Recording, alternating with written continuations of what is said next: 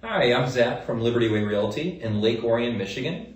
Home buying can be an intimidating venture, even in the best of markets. But obviously, as we're going through this right now, it's pretty frightening.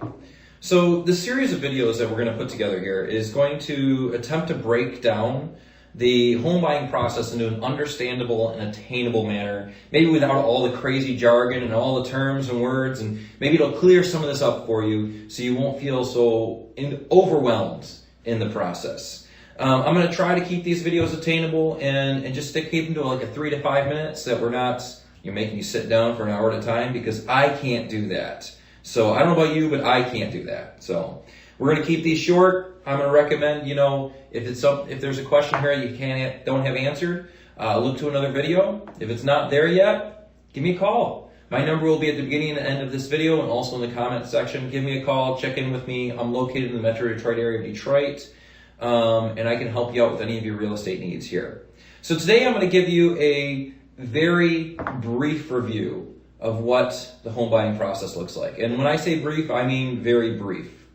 So first of all, the first step in buying a home is probably to find an agent. And the reason I say that's the first one is because there are a lot of things about mortgages, there's a lot of things about the house search process and buying process that, let's face it, you're not the expert in, but this is what I do every day.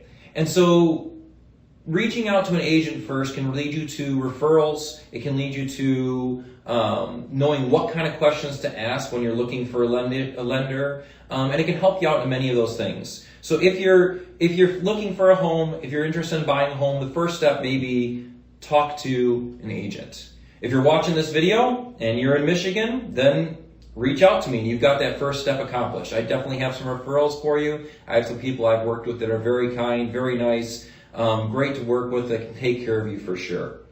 The second step is to determine financing. Figure out, how am I going to pay for this new home? Am I going to pay with cash? Which, I don't know about you, but I'm not buying a house with cash anytime soon. Are you going to pay with a mortgage? That's what most people do. Are you going to pay by land contract? Still happens, not as much in this kind of a market, but it does happen. We'll go over in more detail these types of financing for you, and talk about the different types of mortgage. I recommend you look those up. If they're not available yet, reach out to me. I will help you with that. All offers on a home, when we're looking at homes and we're looking to write offers, all offers require either a pre-approval letter or proof of funds. Even if you're paying cash, you have to show them that you can pay. Third step is find homes on the market that fit your needs. An agent can help you with this. They can do a search. They can talk to other agents. There's lots of ways for them to find things that maybe aren't accessible to you. You can use some of the many online resources such as Realtor.com, Zillow. I have my personal website, List with Zack, has a search function. You can find you can find those, or you can use both. And in reality, that tends to be what happens, is we use both. In a later video, we'll talk more about the types of properties on the market, but for the moment, keep moving forward. Next step, find the houses you're looking for. I always encourage buyers, find 3 or 4. Find 3 or 4, let's look at those 3 or 4 all at the same time. So we schedule showings.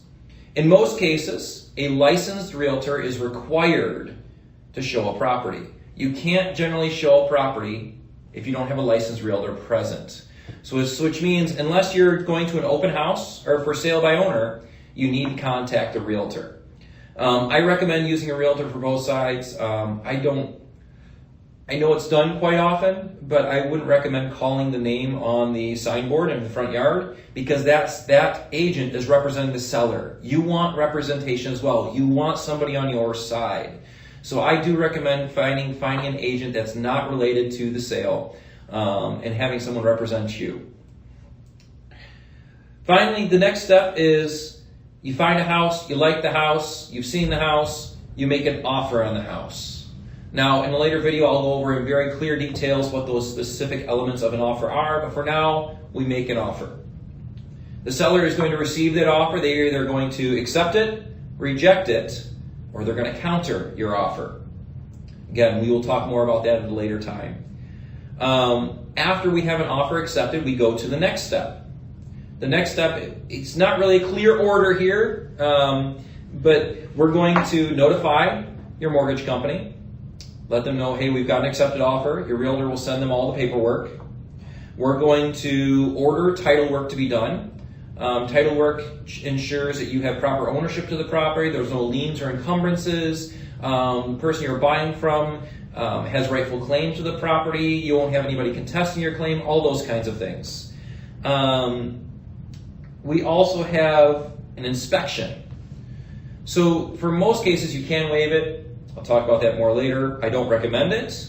But you have a window, normally it's a 5 to 7 day window, where you can go in, have an inspection done of the property by an outside company, and they will tell you the good, the bad, the ugly, and you decide whether you want to proceed or not. We'll go over that again, more detail in a later video. Like I said, this is very brief.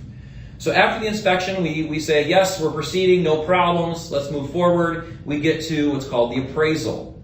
The appraisal is when an appraisal company comes in. They're not related to they're a contractor hired by the mortgage company, but not related to them. So they come in, they look at the property, they look at comparable properties around, and they decide this is what this house is worth.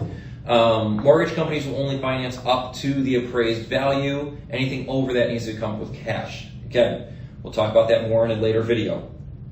If you have an FHA or VA style mortgage, there will be an additional inspection done by the appraiser at this time. Again, we'll go into more depth about that at a later time.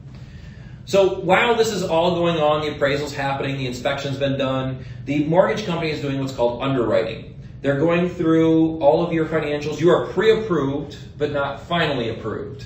So they're going through all of your financials, they're going through all your documents, they're checking out anything in your history, going through your credit report, they're asking for more details from you, just making sure and finalizing your approval. This is a very boring step that you don't hear much about. It's a lot of silence. But when you do hear something, act on it quick.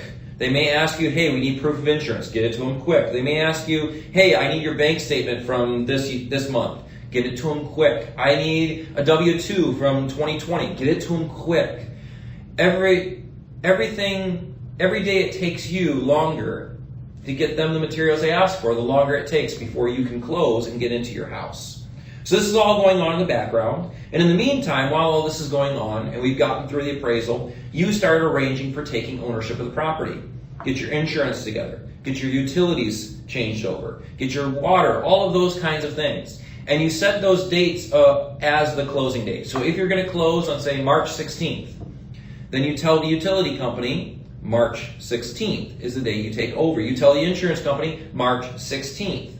If we close early, you'll need to change those dates. But for now, set it for the closing date. Finally, after all of this has gone on and you've been finally approved, we get to what's called a clear to close. The insurance company issues a clear to close saying they have finally approved you. It goes over to the title company. They work up your final numbers and they issue what's called a closing disclosure. And this breaks down all of your fees. It tells you what your monthly payment will look like, and it gives you how much you need to bring to the table to close. Normally this is accomplished in sending a wire transfer to the title company a day or so ahead of time. So after we've gotten the clear to close, which has to be issued at least 3 days before actual closing, we schedule a final walkthrough. We always want to do this.